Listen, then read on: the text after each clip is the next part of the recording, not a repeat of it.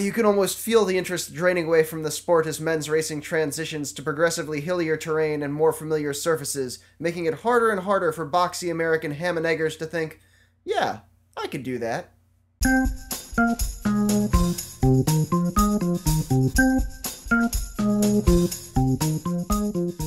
Of course, if you were to find yourself with more realistic goals, today's t-shirt donor Bell Lap Coaching would be a great place to start.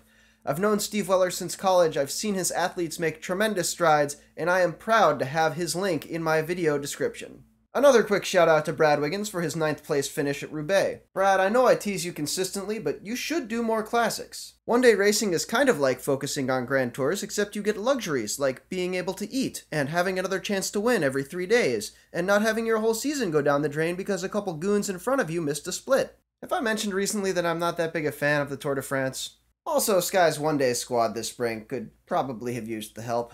Of course, I do need to remind everyone that we should be very spooked by this vial of mystery pills found on the side of the road at Roubaix that was tweeted by a pharmaceutical company, yet that somehow the UCI responded to. Maybe I should have tweeted to Steve Johnson, although he'd have to be on Twitter for me to do that. There was a concurrently running World Tour race in Spain at País Vasco because, actually, I can't even keep coming up with joke reasons for why these overlaps exist. Omega Pharma Quickstep put together some great stage wins, including 2 by Tony Martin, but Alberto Contador was never really in doubt as the overall winner. A fact proudly trumpeted by team owner Oleg Tinkoff in his latest cycling news blog.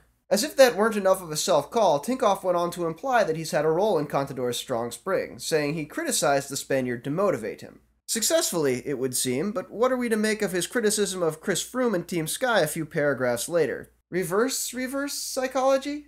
Anyway, this week we're headed into the Ardennes. Contador's not racing, but adding himself to the favorites list was BMC's Philippe Gilbert, taking a late flyer and then rallying to win a not exactly straight sprint at Brabantse-Pijl. Second place finisher Orica Green Edge's Blaine Matthews said afterwards that it was a clean sprint. I'm guessing because he's seen my video on how sprint rules tend to be interpreted. There are women's races coming up too. The Ronde van Gelderland on Sunday, and on Wednesday, Flèche Wallonne. Yes, through some trick of fate, the murderously steep pitches of the Mur de Huy have been uterus approved by the not always so well informed powers that be. Not sure how many parallels can be drawn to those events from the just completed Dead Flat Energy Walk tour. It was wrapped up by Rabobank Live's Lucinda Brand on Sunday, but the back-and-forth racing of team tactics and gap management was quite interesting and lovingly documented by Sarah Connolly at Podium Cafe. My only suggestion is that we should probably throw together a Kickstarter next year to get a proper start ramp, unless they're trying to make arm strength part of the time trial equation.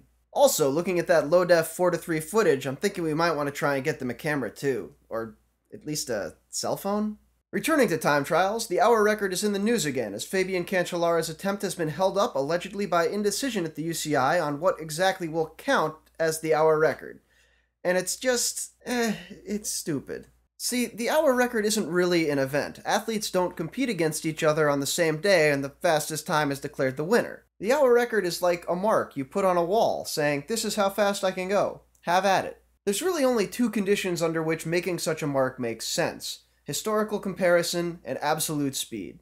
Either an as close as possible comparison between Eddie Merckx and Fabian Cancellara, or Fabs buttoned up in the most aerodynamically correct fairings modern science has to offer. Using modern pursuit bikes is splitting the baby. Not only do we lose the historical record, but people in misshapen wheeled eggs will continue to crush the times of the best athletes in the sport. And all of today's records will only last until the UCI feels like it needs to change the rules for pursuit bikes again. I get that the UCI wants the hour record to be a big deal again, because they own the certification for it. They'd like to replicate the media success of 102-year-old Robert Marchand's attempt earlier this year, and they think the key to doing that is to make the event seem less old-fashioned. The thing is, Marchand is 102 years old. He doesn't have a lot else to do. Being a professional cyclist involves getting paid money to race bikes, and that's what most of the athletes who might compete for this thing are already doing. Since the UCI saw fit to segment the hour, the human-powered, fully faired vehicle record has been set 9 times, in no small part because a prize purse of $25,000 was on offer to the first person to break 90 kilometers. If the UCI is serious about returning the event to prominence, it just needs to put its money where its mouth is. If the price is right, the peloton will line up to compete, even if they have to do it on Merckx's old bike. If his tire-changing video in Outside Magazine was any indication,